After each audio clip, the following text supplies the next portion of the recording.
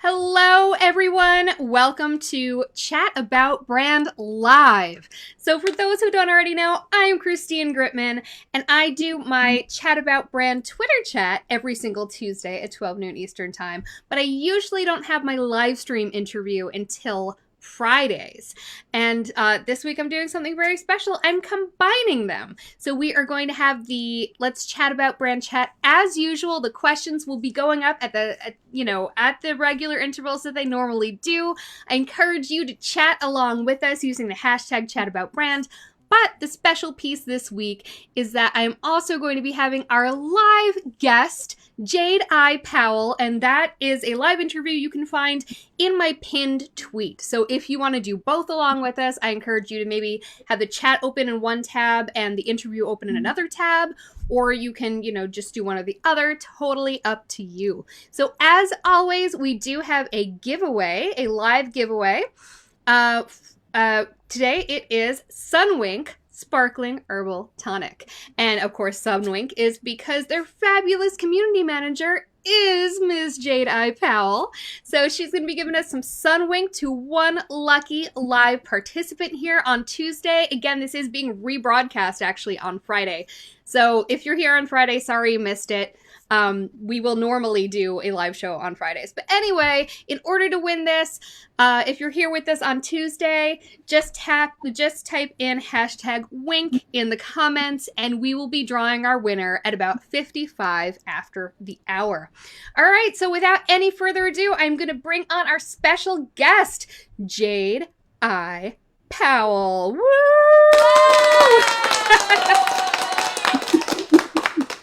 Hey, Jayde, how you doing? I'm good. How are you, Christine? Good. You're looking a little blurry this afternoon, but that's okay. You'll just get some Sunwink herbal tonic, and it'll snap you right back into shape. Exactly. It's funny. I don't typically get introduced with my full name, the Jayde Powell, but It's nice to hear it. What does the I stand for? Imani, that's my middle name. I love that. Oh, that's awesome. All right. Well, thank you for being here, Jayde. Why don't you tell the good folks at home who you are and what you're all about? Yeah, so I'm Jayde Powell. I'm from Atlanta, Georgia, and I am a social media strategist, and I'm currently the head of social and community at Sunwink. Sunwink is a wellness brand. We actually make sparkling herbal tonics like Christine showed on the screen, but they're made from actual whole herbs and plants. And I know we're going to be talking about community today, and I'm super excited because community has actually been really baked into the foundation of our business, because we are in the wellness space, and we don't think that wellness is just an individual journey. We think it's a community-led journey. So for us, our community is really just these plant-powered individuals that truthfully just love the earth, herbs and plants, and we just love all things green because we love our planet, and we try to embody that every day in everything that we do. But I actually started at Sunwink back in December, so I'm fairly new to the team, but I'm coming on board as their head of social, and I have been building out their social media strategy, and then we'll be building out our community management practice as well. I love that so much, and I love what you said about plant-powered people. Yeah. That really gets to the mission of the whole darn thing, huh? Yeah, I mean, I think for us, we definitely recognize that the wellness industry and the food and beverage industry actually can sometimes seem very monolithic. So it's important for us to really ensure that in everything we do, especially when we're making our products, not only do we keep the earth in mind, but the humans on it as well, because it's, plant-powered means the people that inhabit our earth as well. So every bottle of our tonics is actually inspired by a muse, which is really just a real life human. And 2% of our sales of tonic actually goes back to organizations focusing on social impact, and we love it because our muses actually select what those organizations are going to be. So for example, our hibiscus mint unwind tonic, which is made from like really delicious hibiscus flowers and mint, was actually inspired by our muse Erica Hart, and she's actually a sex educator and breast cancer survivor. Wow. And the proceeds of this actually go to the Marsha P. Johnson Institute, which is an organization. Oh. Yes. Oh my goodness. For those who don't know, Marsha P. Johnson was a trans woman of color who was highly involved in the Stonewall riots in 1969, which was a huge watershed moment and kind of what many consider the beginning of the modern gay rights movement. So she is a hero. Absolutely. Oh, yes, love Marsha P. Johnson. Oh, that's so great. Yeah. Oh my goodness. So Jayde, you've been in community management for a little while, right? So even before you were at Sunwink, it wasn't just that you were doing social media. You're not just someone who posts. You've always been someone who converses. So what is that? We're going to talk a little bit more about what that means to you in just a moment, but I'd love to hear how that kind of really became your jam. Yeah, so I guess I'll kind of just like work my way backwards from Sunwink. So prior to Sunwink, I actually worked at Delta Airlines, where I was on the social media team. And it's funny because like my official title was senior social analyst, community management, but that's just a fancy title for a community manager. So I was actually one of the few people helping to build Delta's social community. And it was a really cool job because the airline industry has like, especially Delta as a brand, has just such passionate like brand advocates. So it was really great to talk to the Delta community that already existed, but even before I got there. And I would definitely say that you can hook me up with someone over there once we're allowed to fly again. That's my airline of choice. I know, I miss it so much. It's my airline of choice even before I was even working there, and they show that in everything they do is just excellence. So it was a wonderful brand to work for, and I would say some of my best and like most fun work was definitely on the Delta Twitter account, because I was definitely tasked with like coming in and giving Delta a more like fun and approachable voice on social media, especially when engaging with our community. But also I did some content development as well, which was super fun to do for Delta because Delta's a cool brand. It's like very the customers are very passionate, so it was cool to work for them. And then prior to that, I actually, which a lot of people don't know, I'm a huge cannabis advocate, and I actually used to work in the cannabis industry as a startup called Parallel, which was formerly called Sotera Wellness. I've been in the wellness space for a while. But there I was the social lead, and I did strategy, content development, community management, insights and analytics. And I think like most people in the social media space know that like when you're a team of one, you typically have to do all of those things. So community management was just like one of the many things that I was doing in my role there. But that was probably one of the first big brands I worked for. And prior to that, prior to me working on the brand side, I worked at a couple of marketing and advertising agencies here in Atlanta, one of which was called Life Marketing, and they really introduced me to social media management as a possible career field. And I actually got my start there as a social media intern, but also community manager. So that job really thrust me into the area of community management. Well, this is perfect because it is actually time for question 1, which is, how do you define a community? And just to let you know, I am putting a little timer on the screen just so that we make sure that we're ready for question 2 when it's time for question 2. I'm trying to keep us kind of on schedule with the chat as people are doing it here on Twitter. And again, you can answer these questions with #chat about brand. So Jayde, how do you define a community? Yeah. So on a basic level, a community is a group of individuals that share common interests. This can be a virtual community, a community that meets in person, or even a community that communicates anonymously. For example, Reddit in those spaces. But for brands in particular, their communities, I think, can really be identified by their habits. And when I say that, I don't mean just purchasing habits. I think because it goes beyond that. Because I really like to think about it this way. Like, I think that your customers can be your community, but your community may not necessarily be your customers. Mm-hmm. And I say that because community members, I believe, are not necessarily in the community because they buy your products or utilize your services. And while that may very well be the case, some people just join communities because they really love the conversations and stories that arise out of conversing with just other people in the community. So I think that just has become more of a thing and more ever present because people have this like really inherent need for connection, which I think is beautiful. But for me, I think the definition of community can really just be viewed in two ways. One, yes, it's likely to be your most loyal customers and loudest brand advocates, but it's also just the people that are wanting to find something interesting and share an interest with people who have commonalities with them. And sometimes it just happens to relate to your brand and sometimes it doesn't. That's a good point. I mean, you talked about the plant-powered people element of Sunwink, and the fact is there's some people who maybe aren't necessarily Sunwink drinkers, at least not yet, who still connect to the overall kind of brand ethos and what they're trying to do there.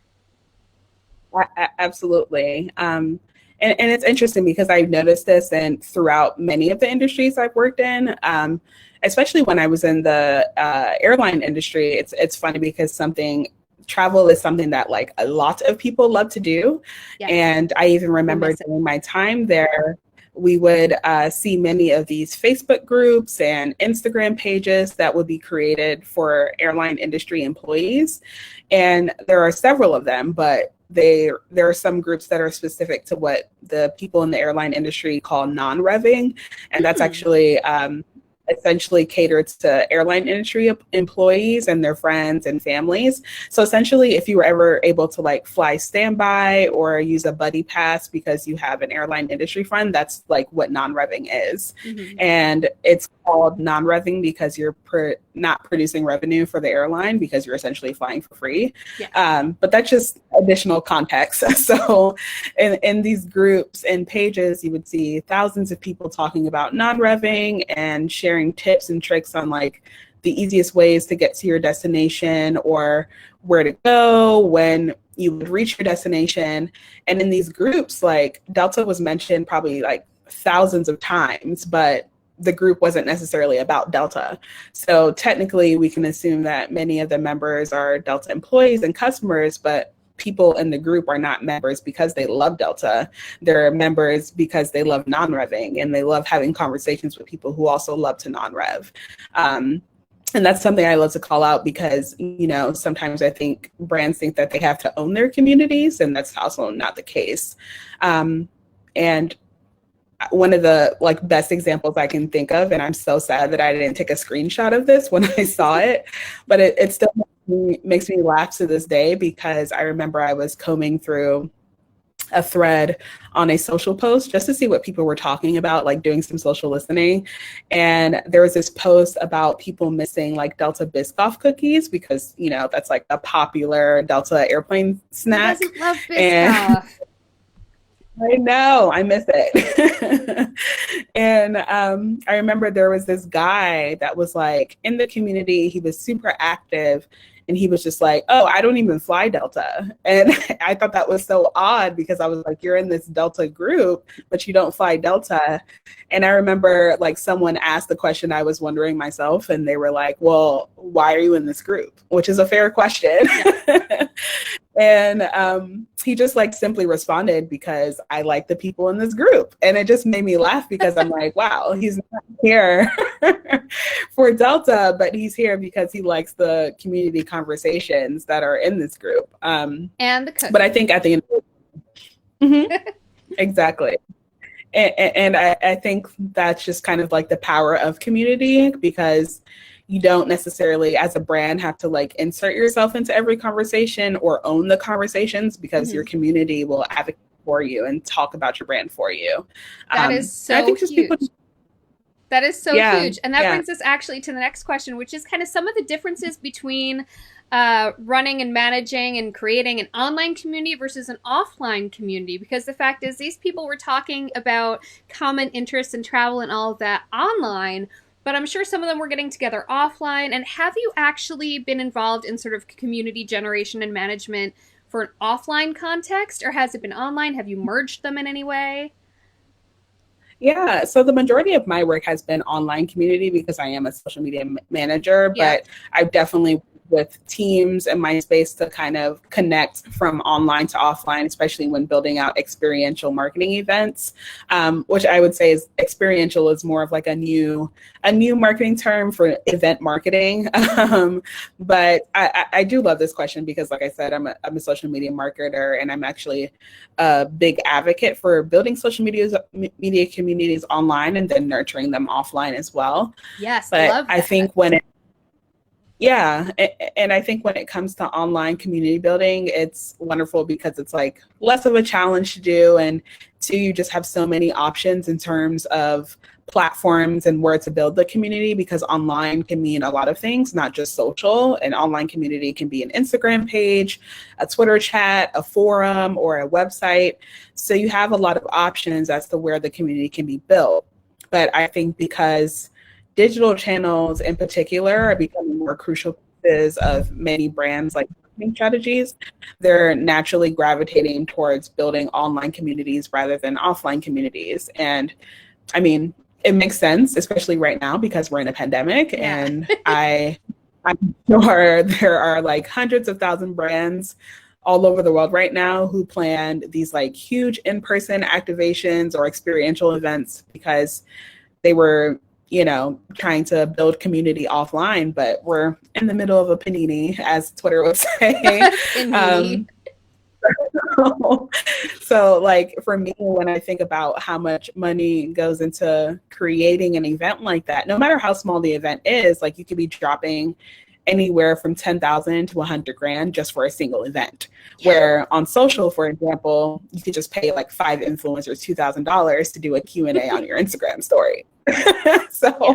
It's definitely a little bit more pricey to do in-person events. But I don't necessarily think that either is better than the other. I think there's balance, and you can be able to do both to really build your community.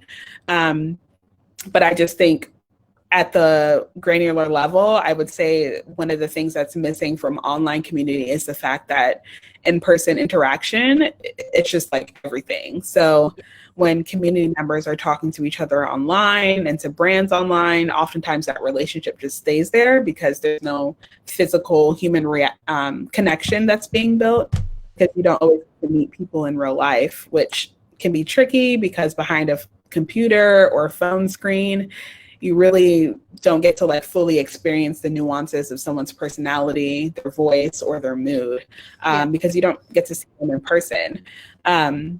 But I also think that's why like social platforms right now in particular are trying to incorporate more voice and video features, because they just recognize that people do want to see their faces and hear their voices when they're talking to each other. Yeah. And it's so amazing to watch, like Clubhouse, for example, how it's just blown up like these past couple of months. And I don't know if you saw this, like recently, they even got like a $1 billion valuation, and it's just like a completely audio-based platform, which was unexpected. Yeah, that's a new thing in Twitter Spaces too. I'm very intrigued to see what Twitter Spaces does and how that competes with Clubhouse. Yeah, I'm very intrigued as well. It's definitely something that I think platforms are really trying to push towards, just like finding ways to incorporate that more human element with voice and audio, like I was saying. But I think, again, like I was saying in the beginning, just like when brands are building communities online, it's also important to build them offline as well. So there are just these huge opportunities to really leverage your loudest community members online and have them be like the host or brand ambassadors of your online, offline events, or just conversations in general, and vice versa. So I always like, for brands, for me, it's like if you're hosting an offline event and people join your communities online as well, that's something that you can ask of them because it works twofold. Bring them online to offline and offline to online. I love that. And that just makes people feel that much more sort of in it. Like the brand is part of their life and part of their story if it's part of their life both online and offline. And I love what you said about trying to move them in each direction, trying to move your online people offline as well and trying to move your offline people online as well. Joe says that local offline communities are springboards for success. He loves his local community support. I love that. That's absolutely correct. So to that end, why should brands bother developing communities rather than focusing all of their efforts on sales and like the things that you think of brands traditionally focusing on when communities don't always lead to direct ROI? Yeah. It's funny because I definitely don't want to go on like an anti-capitalism rant. Go for it. It's a safe space. But I do think that there are many brands out there that believe like their sole function on earth is to make a profit and push sales. Yeah. Which I get to an extent because obviously if you want to run a business, you have to make money. It helps. But I feel like I was sitting in front of like brands all in the same room, I would just like tell them that that's not sustainable, especially now because consumers' mindsets are changing a lot. And I talk about this frequently, but values-based consumerism is becoming more ever present now.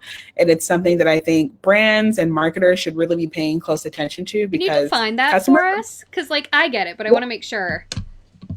So value-based consumerism is basically targeting consumers making decisions, purchasing decisions based on what their values are and purchasing from brands that align with their values. So that's what values-based consumerism is. But I think now, especially since we are like transitioning more to this values-based consumerism space, it's showing that like customers are very aware and like they're not dumb, so we shouldn't treat them like they are, and they're not going to buy from brands that don't align with their values. They're not buying from brands blindly. They know they have the power of the purse, so they're not just going to buy from any brand that pushes a product in their face. They want to buy products from brands that align with their values. And as we see more conversations happening online and offline around like social justice, environmentalism, sustainability, wellness, we're definitely seeing that customers will literally stop purchasing from brands if these are not topics that are being addressed and discussed. And another really key part of that is that it's not even enough to address them and discuss them. Consumers are really holding brands to action. If a brand posts something about a social justice issue, consumers now have the power. There are no secrets on the internet. Consumers now have the power to find out where is this company actually devoting money, resources, how are they treating their people within the organization. Like, it is all coming out. Absolutely. And that's the thing about the internet. Like, I try to remind everyone, like, the internet lasts forever. Screenshots last forever. So the community will definitely hold you accountable. But I think at the end of the day, it just goes back to social responsibility, which I know a lot of companies try to focus on. I think I was like reading this survey from Nielsen that was talking about how 50% of customers are willing to pay for social responsible products. So it obviously matters to them. So when brands are thinking about like not only their customers, but their communities as well, they have to think about what interests them beyond the products and services that they're buying and utilizing. Because I think that's like the foundation of community building, as I mentioned before, bringing together people with shared interest. And ultimately, I think communities are and always will be beneficial to brands because there's just too much knowledge insight, talent, information that you could be leveraging from communities to get a better understanding of what's working with your product or service or what is not, because your community will literally tell you. And like we said, they will hold you accountable. So I think for me, when I think about brands that choose to focus on sales only and not focus on the community as well, my question for them would be like, what happens if you can't sell anything anymore? What do you have? And that brings Like, back to what you said at the very beginning of your answer to this question, which was that brands who feel like their sole purpose is just to sell and to make that money and get those transactions, you said that's not sustainable. So I would like right. to dig into that just a little bit. What about a community is sustainable? Yeah. So I think, again, like I mentioned before, it's something that I completely recognize. Like brands and businesses are created to make money to an extent. But I think, there's, yeah, there's like so many factors that could impact the profitability of your business or your brand. And, when I think about communities, it's something that's always fascinating to me, because I'm like, at the end of the day, if brands and businesses like shut down or are forgotten per se, like communities can really bring you back to life. Like they'll help you continue your legacy beyond, a product and service that you sold to them, and help you go down in like the hypothetical history books because of experiences and feelings that your community felt, because they felt that you cared about what mattered to them, not just sales. And the best thing I can think about really quickly is just, for example, Vine ended in like 2016, but just like 2 days ago, it was trending all over Twitter. And it's like gone but not forgotten. Exactly. People love their Vine. So for companies that do recognize the importance of this, what are some key elements of starting to foster that strong sense of online community? So I think about a couple of things. And I think the first one is like human connection. And that's the biggest thing for me. I know I mentioned earlier that it can like be tricky to do, especially when you're building offline communities, because you don't get that in-person interaction. But I think it's needed to build meaningful relationships with people. But I think human connection can kind of help foster that kind of feel and magic that you wouldn't be getting online. And to me, human connection really just means like approaching people online in a way that's empathetic, understanding, and kind, because people at the end of the day just really want to be seen, heard, and felt valued, which I think brings me to another key point that I think about, which is listening. So with community building, we really have to step away from this idea that we're going to be using our community platforms to push messaging and push products.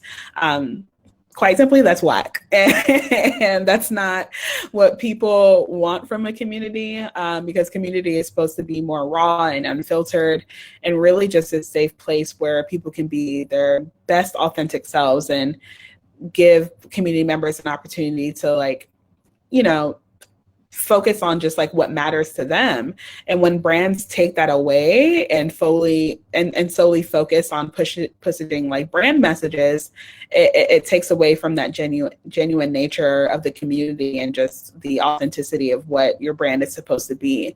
So the best thing you can do is really take a step back and just allow your community the space to utilize your voice. So I try to like tell brands all the time, because it's not about you. People don't want to be advertised to, right? People don't want to feel like they're, fish in a barrel sort of stuck. They don't want to feel like they're sitting at one of those timeshare presentations.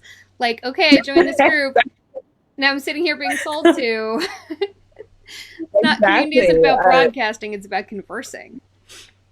Right. And I think I love that you said that, because I think when it comes to conversing too, it's not just about your community to talking to you as a brand, it's getting them to talk to each other, because that's how you learn more. And that's how the community grows, because it's a conversation beyond you. But I think if I think of like another key element, I would say rewarding as well. I like that. it's great to have a lot of people in your community talking to each other and talking to your brand, but like, what else? Like, what is the benefits that they get out of that besides, like, I guess, like making online friends? What are you giving back to them to thank them for being a part of your community or to thank them for engaging and engaging? And I think rewards can look very different because, you know, depending on the brand, you might have your own idea of what a reward will look like, but, you know, it could be anywhere from like exclusive access to events that your brand is hosting. It could be inviting the members of your community to test out new products or services. It could be reposting their UGC on the main like brand channels. It could look a lot, be a lot of different things and look a lot different. But I think ultimately the best thing a brand can do is recognize their community and show them how much they value them, because it's like any relationship. Yes, people are in relationships, whether romantic, professional, or platonic, to gain something from each other, but you don't just take from the relationship. You have to show the other person or people, depending on whatever you're into, because we don't judge over here, why they matter to you, and not just in your love language, but theirs. And I think that's the same thing, that type of relationship dynamic applies to brands and their community as well. That is the most valuable thing, because the fact is, I mean, seeing those conversations and relationships that your community builds within each other, that's free market research. You're sitting there like listening in to an incredibly valuable conversation that you may not have been privy to before. And also rewarding members of your community. That can be, I mean, yes, that's money or product or, you know, discounts or whatever, but the fact is that's way cheaper than like old school advertising. Absolutely. And it's just like a wealth of knowledge and insight that they have, which I've used a lot in my work, and not just for own communities, because I do think, you know, own communities keeps the conversations from being a little bit more candid. So I love social listening for that purpose, because they say the real shit when they know you're not paying attention. Absolutely. It's when people stop being polite and start being real. Exactly. Yeah, and social listening in those communities is really, really key. So many brands don't look beyond their own properties. So many people don't. Even the teeny tiny players that I work with, I always tell them, I'm like, if you're only talking to your people, you're only talking to your people. You want to get more. Yeah, right. You're absolutely right. It's just a huge missed opportunity if you're not looking outside of own platforms, because there's like literal gold out there. There really is. Oh my goodness. And Sunwink is lucky that they've got you, and you know that. So I guess the next question is, what are the potential pitfalls that brands should maybe be aware of a large online community? Because the advantages as we've talked about is you get to hear those conversations. The disadvantage is you get to hear those conversations. Exactly. I think it's hard because when we talk about online communities, it gets very like flowery. And I think that we forget that the people behind these accounts are literal humans. The people in these communities are humans. So, and where I'm going with this may seem a bit dark, but I feel like there's a dark side. People need to know this though. It can get a bit dark, because I think it's an important conversation to have, but humans are flawed and complex. And while communities can be beautiful and have these like amazing storytelling moments where people are reuniting with like long lost family members or loved ones or falling in love with each other, it can also be a very scary place. And the one of the examples I can think of is when I was working in the cannabis industry. I was responsible for everything that touched social. So that included overseeing community-led Facebook groups, even though we didn't necessarily own these groups. Yep. But there were several, like probably over 40 Facebook groups that were specifically catered to like the medical cannabis industry in Florida. And I would just monitor them, listen to see what conversations were happening around the industry and our brand. And while I wasn't super active because I just didn't have the time to be, I really just wanted to look in and just see what conversations were happening. But the thing about the cannabis industry is that the cannabis is like inherently political because it's been deemed as a federally illegal drug by our government, while simultaneously being legal both recreational. Yeah, for now. For now, while simultaneously being legal both recreationally and medically in some states. So you do see a lot of political conversations around cannabis and thus conversation around social issues. And oftentimes, those conversations would get quite heated. And I remember witnessing like community members attack each other to the point where like racial slurs were being thrown around. And homophobic, anti-Muslim rhetoric was being used. And as a person who is a woman of color, a Black woman, that was like quite jarring to me because I couldn't believe, one, that these like pro-cannabis individuals would be saying something like the internet, but two, they would be doing it so publicly. Yeah. So I point that out because I think it's important to remember that everything isn't going to be unicorn and rainbows when you're building a community. And I think that's why moderation is important, so that you can like maintain the same space, especially for community managers in their role. So you can maintain that safe space for your community that you're trying to build so that, you know, a couple of bad eggs aren't just like ruining the whole community experience for everyone else that's in it. Yeah, though there's kind of a fine line there that you have to tread when when there's negativity. Deciding when it's, I mean, sometimes it's pretty clear that it's negative enough where it's like, this is just pure hate, I'm going to delete it. But I'm sure sometimes there's a fine line there where it's like, we don't want to make people feel like it's only people who are blowing sunshine up our butts. So kind of how do you define that? And do you define it with the management of the company in general, or is that kind of on you? Yeah, I think it's a little bit of a both. Like, obviously, if you're, you know, the social media manager, for example, for a brand that internally hasn't really defined any like zero tolerance policies for racism, you know, homophobia, or any type of like hate speech, that's not going to reflect online. So it is definitely helpful if you have a company, if you're working for a company that has already built that into their values and the foundation of their company.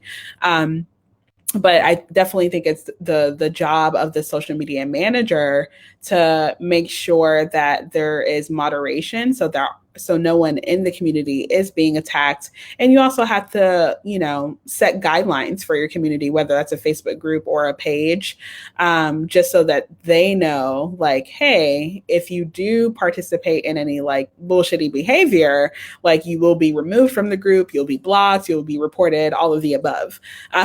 So I think having those guidelines set at the get-go just like sets expectations for your community so that they know what's not, you know, what's not kosher, what's not going down. Yeah. And like on Facebook groups, a lot of places have rules clearly stated so that, you know, that kind of covers your ass a little bit so that people can't just be like, oh, the admin doesn't like me. You can actually say, okay, well, here's the rule, which you clicked agree to when you joined this group. But of course, not every community is like that. I mean, if I'm like talking to people on my Twitter thread, they haven't like opted into a set of rules. But yeah, definitely. And I also do think we can put some onus on the actual social platforms. Like they need to do better moderation as well. It should be like a group effort in terms of platforms, social media manager, and the companies they work for. Absolutely. Working together for a warmer, fuzzier, kinder internet. So now we are at question 6, which is, what are some brands that you feel have strong online communities? Yeah, so I bring up this brand all the time because I really feel passionate about it. So Netflix, every time someone asks me this question, it's because I really think they are the blueprint and the standard. They're good. And I say this, I'm not quite sure when they started this, but one of the first things I noticed when I started following them across social channels was that their editorial team began creating these very community-specific pages for their more niche Netflix communities. And I have always thought that was so cool and so beautiful because they really go out of their way to make sure that their communities feel seen and represented. And they have these 3 pages that I actually follow specifically, which is Strong Black Lead for their Black audiences and lover of Black content, Con Todo for their Hispanic and Latino community, and Most for their LGBTQ plus community. But they have more. They have like Netflix Film for the movie film lovers. They have Netflix Food They for have the Netflix food lovers. as a joke for the comedy Yeah, lover. That's me. exactly. I follow that one too. But yeah, they have so many different community pages, and it's really amazing to watch how they've been able to create these own communities because everyone knows it's Netflix, but they also know that they can go to these pages and get the content that they really want to see, which I think is amazing how they've been able to do that. Because I do think it's easy to forget, especially when you're a smaller brand, that, you know, you can have sub communities within your larger community. And sometimes they want their own niche content that's different from what everyone else is getting. And I think that's something that brands should pay attention to because I think it's easy to send out general messaging, but like the hard work is when you do start doing content that's a little bit more niche and unique to specific companies. Absolutely. And people fandom is a really powerful force. I talked about that on this show 2 weeks ago with Brianne Fleming of Pop Chat. Mm-hmm. You know, fandom is a force of nature and it can make or break your brand.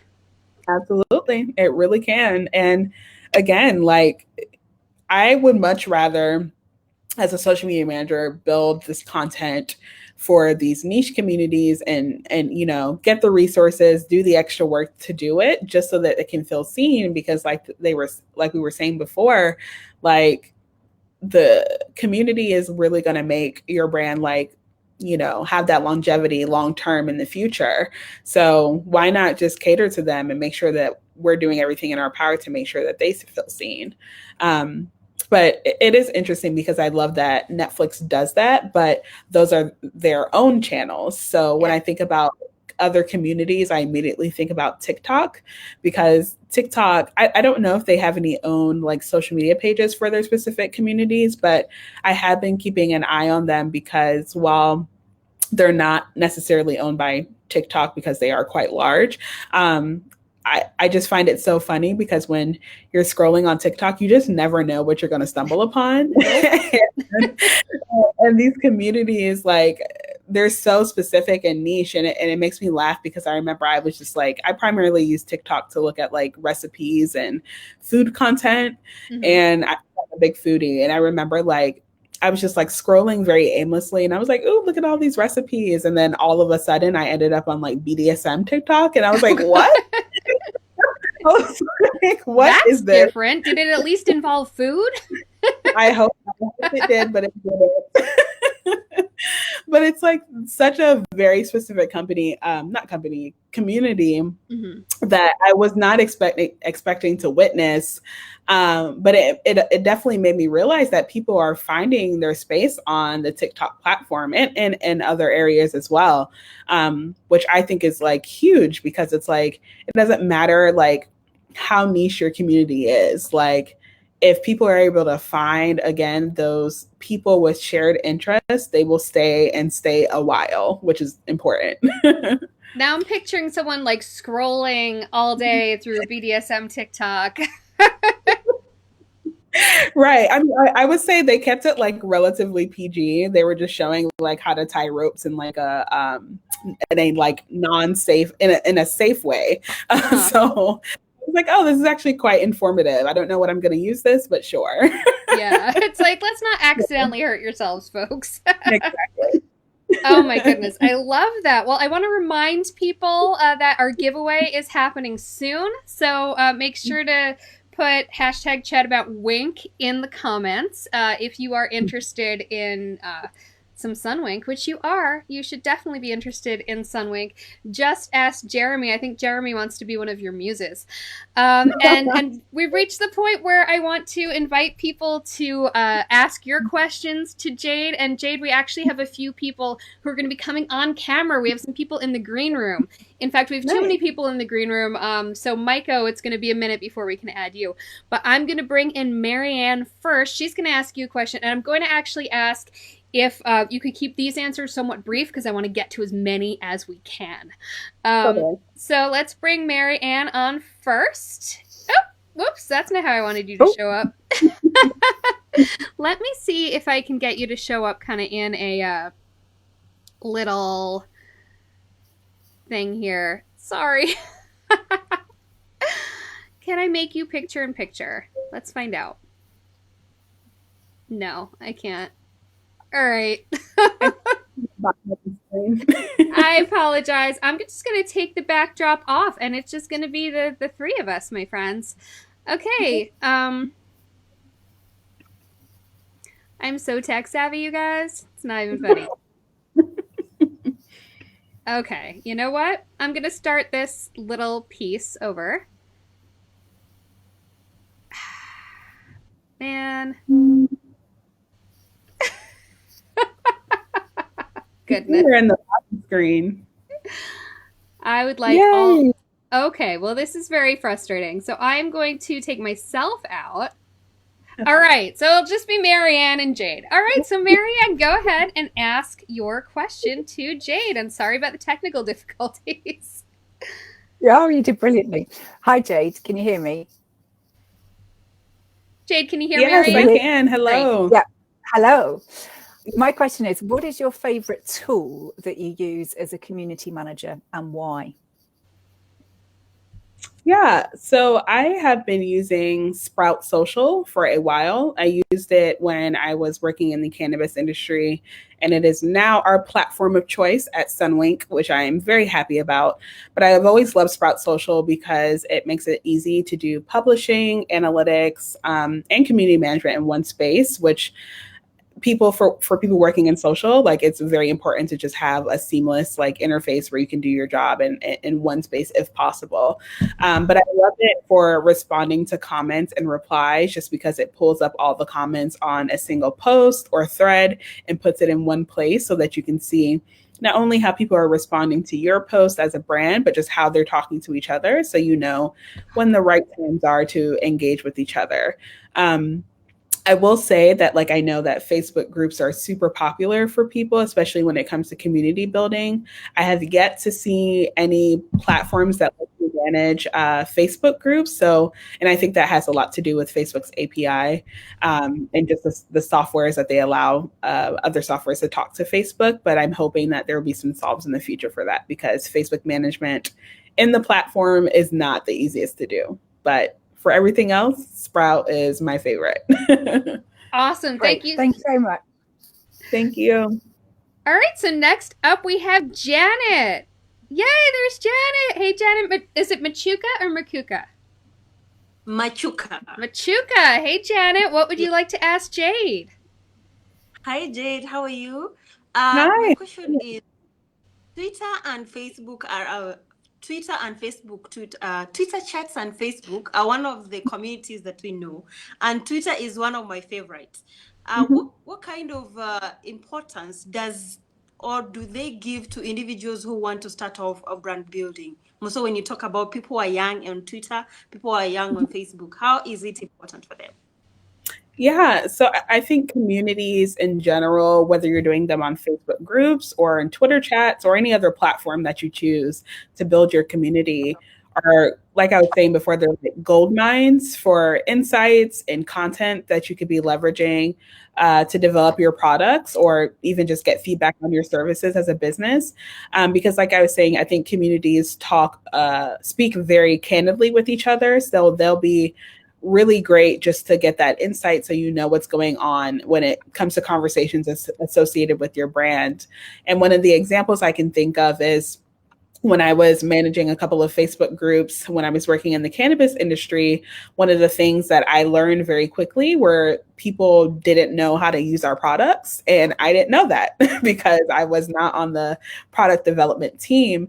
But that insight was really helpful because we were able to later create some content to show our audience on social how to use our products through videos and infographics. And they found that super helpful. So again, I think it's just really helpful, especially in the early stages of businesses that need that kind of insight from their community, just so they know what's working and what's not working. Wow, that's amazing. That's Thank great. you. Thanks, Jade. Thank and you. Thanks, Janet. Next, we have Angelo. Hey, Angelo, what's up? Hey, y'all. How are y'all doing? Can y'all hear me? Yeah. Awesome. And Jade, you can hear me as well? Yes, I can. Hey, Angelo. Hey, girl. Okay, so we talked about very much consumer-facing community management. There are a lot of hierarchies and processes that go on internally. What are some of the best practices when it comes to starting these types of, let's say, sensitive subject conversations internally so that you finesse that messaging to your consumers and your community? Yeah, so I think it's really important to align on what you want to say with whoever that is in your organization, whether it's your brand team or corporate communications, or even if it's individuals on your marketing team. Align on what you want to say and feel confident about that. Because I think you have to recognize as a brand that people are going to like what you say, but also may not like what you say. But I think when it comes to your community, you can really just get down on a human level and ask them how they're feeling, what resources they need, do they want to have a discussion? Because the best thing you can really ask your community is what they need. And I think sometimes you should technically already know, especially if you're actively doing monitoring, listening, and engaging. But I do think there is a fine line that you have to balance so that you're not making any assumptions as to what they want to hear. And one of the examples I think of is recently at Sun Week, we put out a post after the attacks at the Capitol, just, saying that we essentially denounce what happened. And people were pissed. You can see it on our Instagram comments now. Like, we were getting dragged and people were not happy. But the thing is, we really had to stand firm in what we believe in and also just set the tone going forward that this is what you're going to get from us as a company. And the people that don't want to be a part of the community because of it, bye. Right? Yeah. Love that.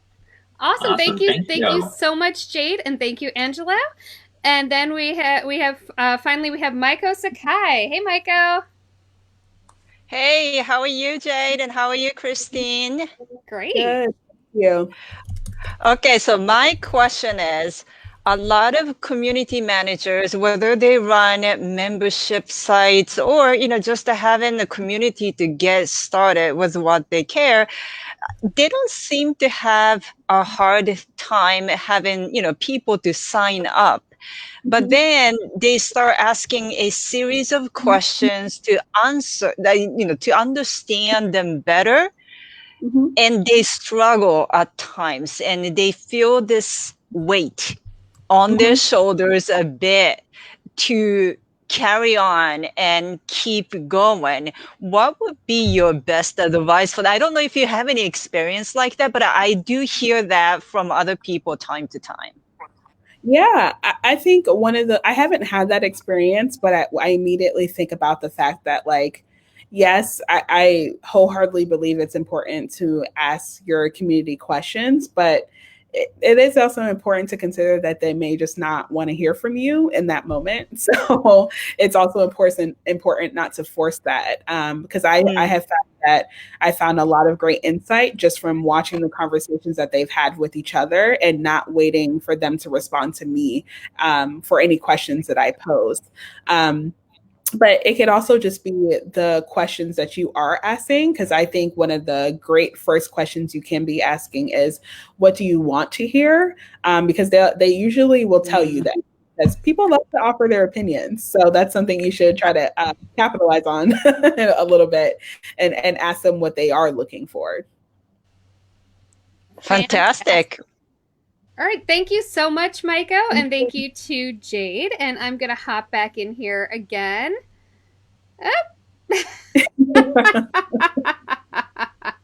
All right, so I'm going to quickly announce our winner of today's Sunwink giveaway. And the winner is Sarah Clark. Woo! Congratulations, Sarah Clark.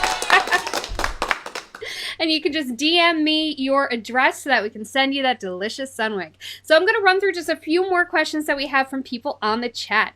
So Natalie wants to know, what is the one, and actually this connects to another one. Natalie wants to know on the more macro level, what's one thing you know now about community that you wish you would have known 30 days ago? Because a lot has happened in the past month. But that also builds on what Syed is asking, which is after a year of the pandemic, what was your biggest takeaway managing a community, seeing a shift in their online usage and behavior? In general, what do you wish you had known before to weather these storms? So I definitely wish and this is something I wish I would be practicing even today, because I do have this like compelling desire to do it, but not responding to everything because you don't have to. And there is nothing sustainable about responding to every comment or response that you're going to get, because you just can't, especially whether it's for a small brand or a large brand.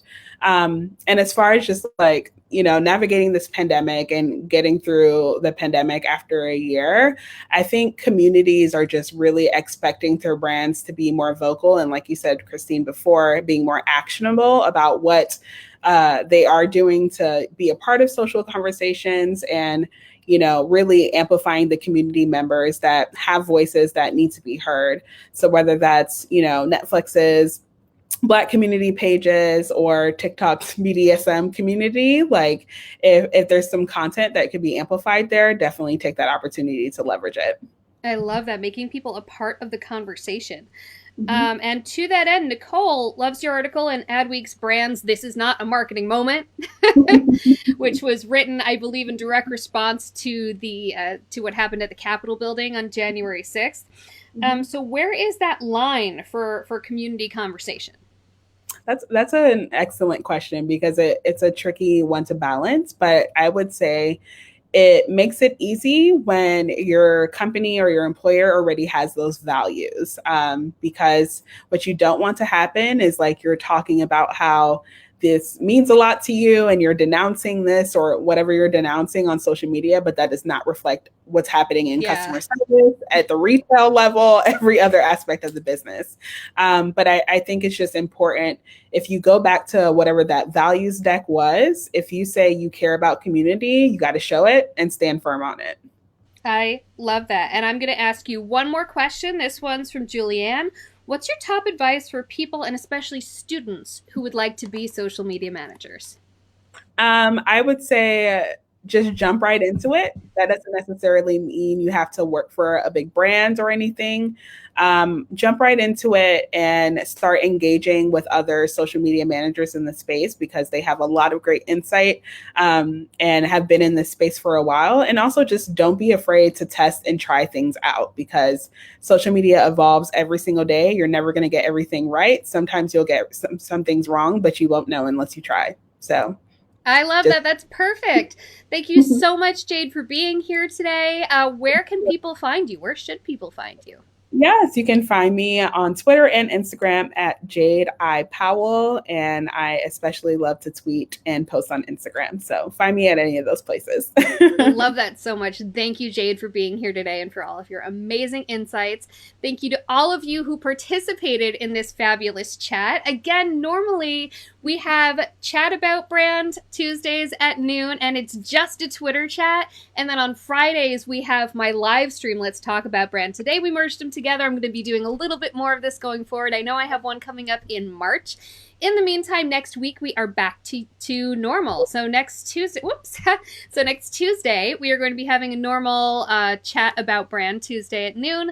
That is going to be about branding with story. And the reason we're talking about branding with story is because my Friday live stream guest is going to be my friend Simon Raybould, who is going to talk about branding with story. He's also known as presentation genius, and a good presentation is, of course, all about story. Hope to see you all next week. Thanks so much. Bye-bye.